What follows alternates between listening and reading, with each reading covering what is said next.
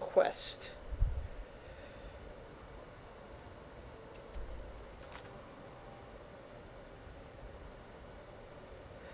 Join the Imperial Legion. Find Kesh. Find Red Eagle's sword.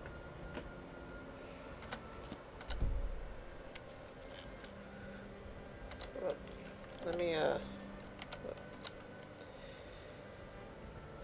here's the Red Eagle book.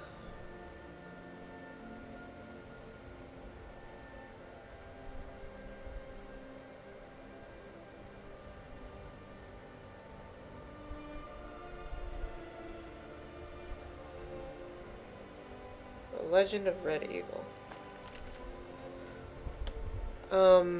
Let's see. This tale was transcribed from the memory of Clarice Venn, a student of Winterhold. Elements of the legend suggest a date, circa 1 era 1030. I don't know how the dates work in this game yet. Though, as with any oral tradition, much of it is likely a later anachronism. Currently, stories of a similar king and his legendary blade appear in other ancient myths of the Reach. Long ago, a child was born in the Sundered Hills, and they named him Fowlon. Fowlon, which means Red Eagle in the tongue of the Reach, for that screeching bird call that greeted his birth and the crimson blooms and his autumn hills. And the crimson blooms on the autumn hills. Thus began his legend. Reach child, born under auspicious skies, his very name the color of blood. 10 kings ruled the Reach in those days, and the men were free. And though the men were free, the people were scattered and worried. People were scattered and warred against themselves. The augurs foresaw the boy's destiny, a warrior without peer, first and foremost Lord of the Reach, chosen to unite all under his name. Fowlan grew in years and strength, and it seemed that the prophecy would be fulfilled. The banner of the Red Eagle was raised along the cities of the Reach, and his people prospered. Then come Hesta, Empress of the South. Riding to war, one by one, the kings stood before her. One by one, they fell aside, bending knee in imperial bargains, or slaughtered on the battlefield. Her legions came at last to the Sundered Hills, and envoys were sent to bargain for their surrender. Fallon refused to yield the freedom of his people, but the elders were afraid, cast him out, and accepted the imperial yoke. A yoke is something used to keep an ox in line. Thus was stolen by the foreign invaders his land, his people, his very name. In the years that followed, Red Eagle became known as the untamed spirit of the Reach, unbowed, unbroken, stained by the blood of his foes. He gathered loyal Reachmen to himself, those who clung to the old ways, who yearned for freedom, and forged a new nation. Together they fell upon the occupiers and the traitors by night, disappearing into the cliffs and caves each morn, evading capture.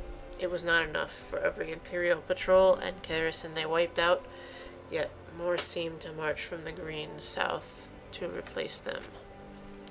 One night, under a cloud-choked sky, the men of the Red Eagle warmed themselves over damp fires of smoldering moss. A huddled, shambling figure came to them, cloaked in rags, face cowled.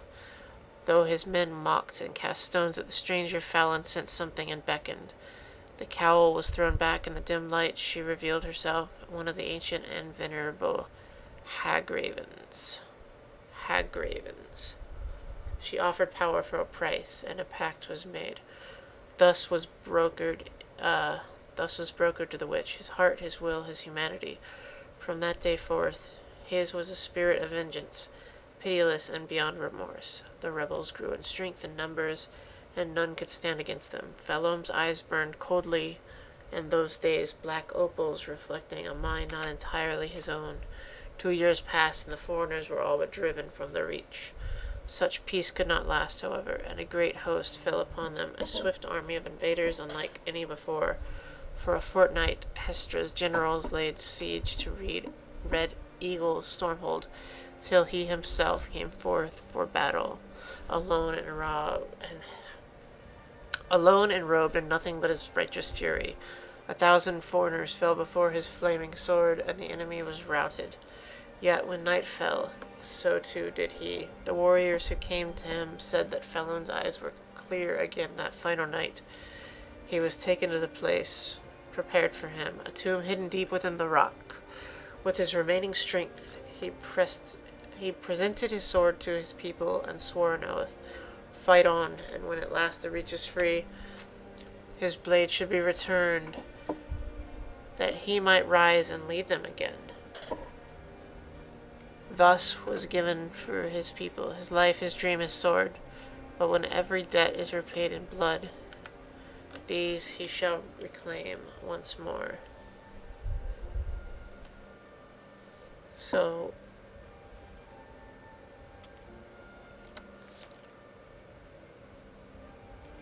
this is going to be an interesting quest. He's going to come back to life when I find a sword. I'm actually going to meet the guy that I just read about. Gotta go find his sword, then bring it back to its spot. Watch the skies, traveler. That'll be cool. I used to be an adventurer like you, and I took an arrow in the knee.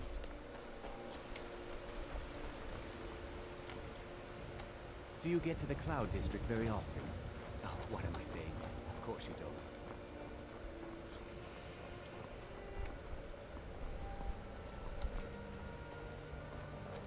I work with my mother, sell fruits and vegetables. It's fun mostly. Yes?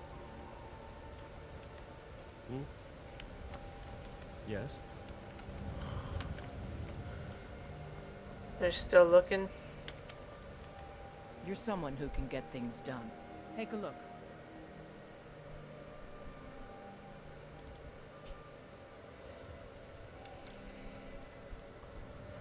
Corundium. Dwarven metal ingot.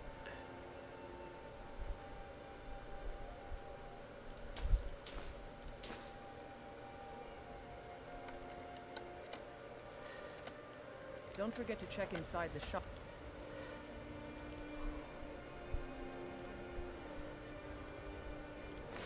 If you need anything. Okay, let's see. Save game.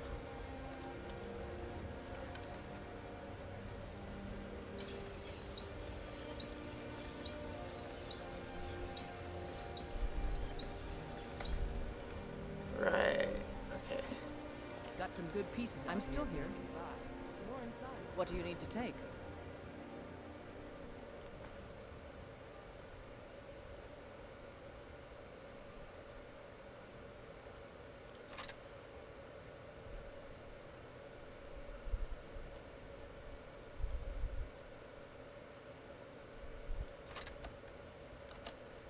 Lead on then.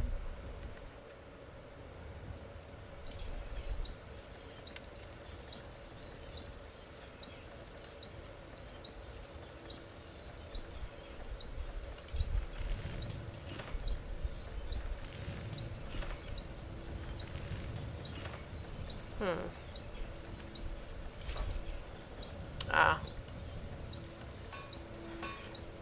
25.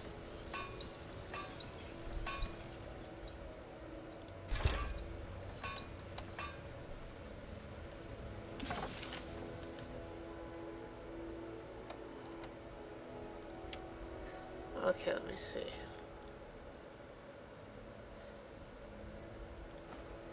Yeah, I think this is better.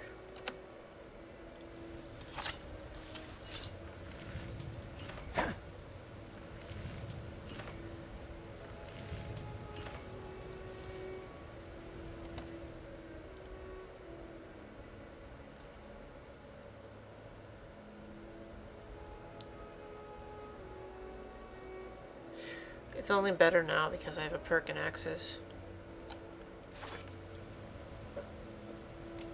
Should keep my lunar weapons.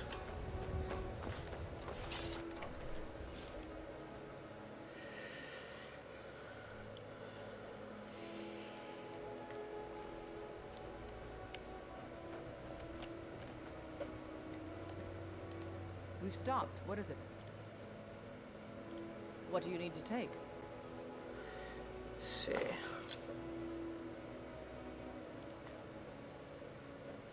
I'm gonna swap them out.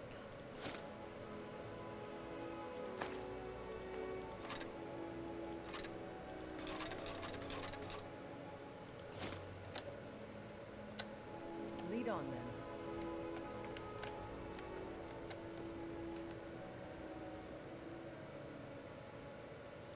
What do you need to take?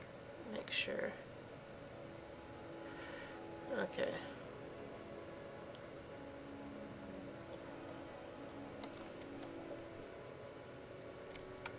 Save game. Lead on then. Save.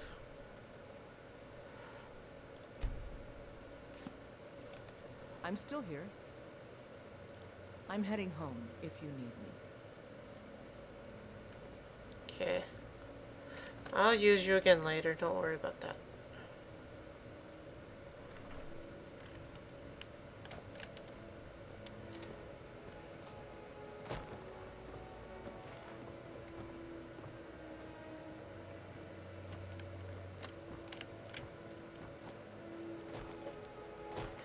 I just want to try a variety of different people. I've had her since the beginning.